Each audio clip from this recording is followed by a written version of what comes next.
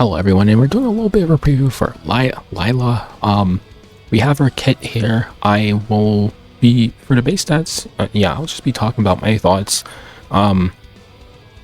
And I'm alright, a little bit skeptical of it, so we just have to wait until testing, of course. But these are the same base stats as Ed, and Ed has some pretty dang good base stats. He has one of the fastest speeds for a warrior, so sitting at 117, no starting crit chance or crit damage, which is fine because, well, surprise, surprise, she's a 8 HP scaler. Good amount, okay amount of defense, and an okay amount of HP. Right, and if you look at her imprints, once again, HP, she's HP scaler, she gives HP. You're most likely going to win her on HP imprints, but honestly, that is the biggest problem. And when I first saw this, I was like, oh no, because bruisers, as of right now, HP scaling bruisers are not doing too good because of the two dang horses that are just carrying the injury meta right now, which is DDR and Shu. They do so much injury so quickly that HP scaling bruisers are just not in the best spot right now. That is the whole reason why I banned DDR, and it's the whole reason I don't pick HP scaling bruisers too early, because they just get absolutely destroyed by ML Shu and DDR. So yeah, her being an HP scaling bruiser lowers her pick potential to around the 4th and 5th pick, and if we look at the kit, she functions somewhat like a Dark Corvus and a C, not really a C Lilius, but like a Mui in a way, right? You're gonna see that. And I think that actually causes a tiny bit more issues for her usability. So first, I do want to start with her S3 and read to the left, because it will make sense if we read down the line, right? So what this S3 does is when you're going to attack someone, penetrate their defense by 100%, and if you kill them, you take an extra turn, right? If you kill them, you do recover some of your health back. I think it's like 30% of your health. And the damage is, we have the multipliers here. I don't really know the multipliers for HP scaling bruisers, so when Sue makes a video later, I'll probably link the video. He'll probably be a lot better and talking a bit more in depth about the multipliers and stuff in comparison to other characters, of course, but I don't know too much about it, so I won't really talk about the damage numbers here. But as you can notice, this is going to start with a 6-turn cooldown at the start of the battle, right? And at the start of every turn, it's going to decrease. So that means in order for you to pop an S3, you have about 3 to 4 turns, because when we take a look at the S2, it's going to make a bit more sense. But this is pretty bad for the current meta. It's good to balance her, but it's bad for the current meta, right?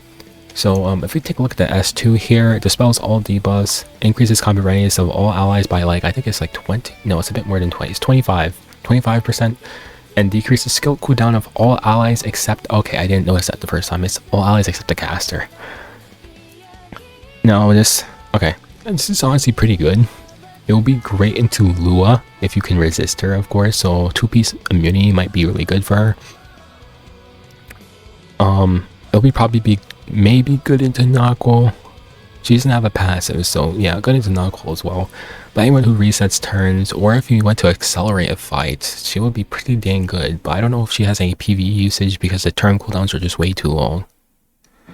So let's look at her last move here. And also, since this dispels all debuffs, this is honestly pretty dang huge for control comps. But the only problem is, once again, the turn cooldown is pretty dang hefty, man. Get out of here. Notification. And also, when her S3 is unavailable, which means you're going to have this at the start of the battle, she increases combat readiness of herself by 15% and triggers a dual attack from a random ally. Alright, I think that's all the images we need to talk about. We have our artifact here, which increases her health, and at the start of the turn, decreases buff duration by 1 turn, and it can only be activated by 3 turns. So with that whole thing in mind, let's first talk about her kit as a whole and what the problem is that I see here. Because she is starting with a 6-turn cooldown, it will take her about 3 to 4 turns for it to ramp up to even get her S3. So it can either be A, we use her more as a sub unit, like for instance Lilius, right? If she nukes her tank, that's great, that's what you want. But if she doesn't, she at least damages them so much, like it can be Huayang as well, she damages that target so much that will be so hard for that unit to recover. And by at least the next turn, where some of your other DPSs can take a turn, that unit is dead, right? It can function like this, right? But I don't know how much damage this is going to do, which is the biggest problem. Which is why I said it kind of functions like a Dark Corvus, because his S3, you don't get it at the start of the match, right? And because she doesn't get it at the start of the match, and she's an HP scaling bruiser, if any injury unit gets through the draft, she is going to get injured before she can do anything, right? So that means this S3 won't do as much damage, and yeah, she might end up being not so good for her S3, and it doesn't look like it's here for a specific niche, right? Like Gala is here for a tank busting. Lethe wants to take out Lethe primarily wants to take out DPSs who are problematic and just extinguish them, but she can pretty much solo an entire game by herself.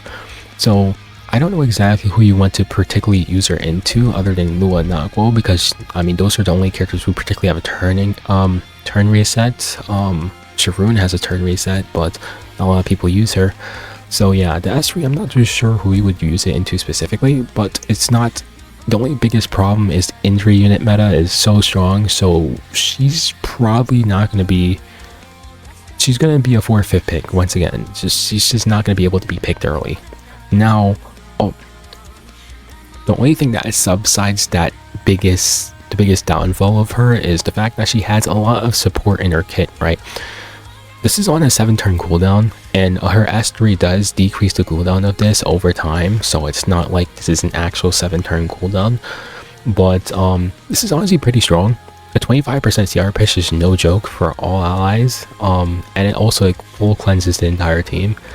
Once again, her base speed is 117, so you could probably get her pretty dang fast, so I'm assuming you're going to build her somewhat like a Lethe. And of course, this decreases the cooldown of all allies, which is honestly pretty dang huge. Now, the actual turn is on as S3, so maybe you do want to build her maybe like 250 speed maybe, and then just, you know. But I don't see you using this S2 at the start of the match. It provides a lot of value for you to use it at the start of the match, right? So you're probably going to S1 first and then S2 on the second turn, because you're going to have all your turn cooldowns already if you're playing fast, right? And if you're playing a little bit slower and you're fighting a Nagwo and Lua, of course your turn is going to be reset. You're going to have some debuffs on you, and in that case you use this. But if you're fighting a standard v standard match, or maybe a tank down player, I highly doubt you're going to actually use this at the start of the match. You're going to want to save it, right? And like a Ahmed, right? I think the skill is pretty strong.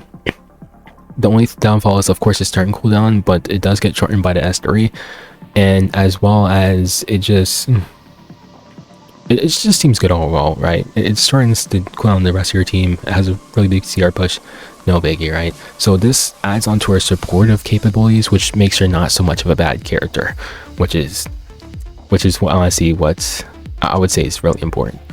Last but not least, we have our S1. S1 is pretty generic in terms of the combat readiness push. I don't know how many characters have this now, but hey, it's not bad, right? It helps her turn cycle faster.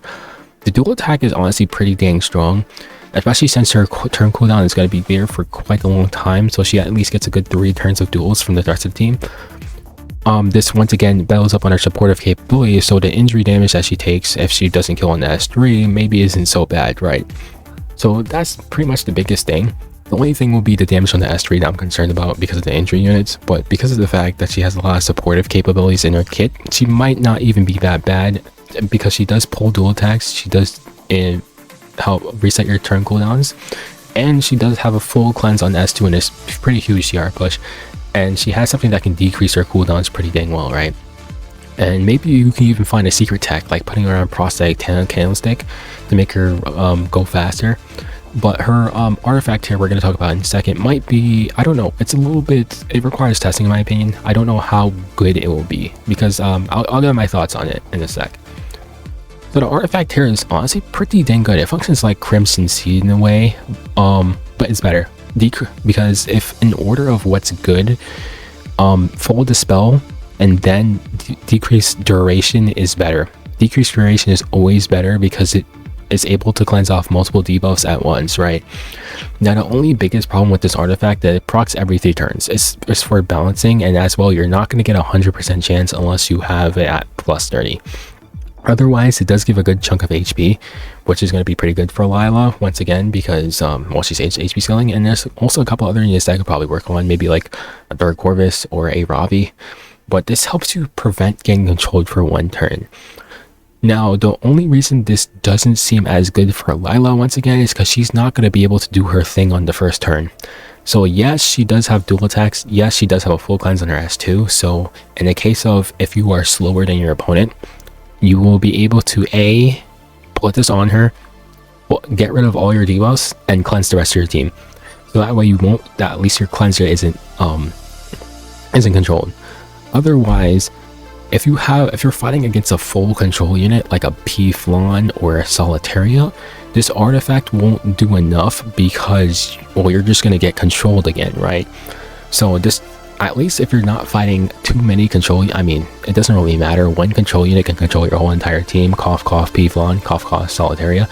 But in the event that you're able to have some control over the match, this will save you at least a couple of turns, because mind you, the S2 does have a full 25% CR push, so maybe you can take back the game with that cleanse. So I don't think it's going to be the best, but I don't think it's going to be the worst. For other units, I think it will be pretty dang huge. I even thought you could put us on a hand guy, so he really just can never be debuffed at all. You could put this on Ed maybe, so at least if he, because you know Ed's biggest problem is getting over debuffed. I mean, when he fights DDR, he can't really do anything about the injury damage, but hey, you can put this on Ed, so you can counter a debuff, and if you get overloaded with debuffs, you can just get rid of the rest of the debuffs, right? I wouldn't really do that, but it's pretty cool. Now, I will show the multipliers. I'll actually put a screenshot on screen, and that is pretty much it. Once again, I don't know much about it, but well, maybe Sue later can talk about it. And yeah, but that's pretty much it for Laia. Tell me your thoughts in the comments, and I will see you guys in the next video.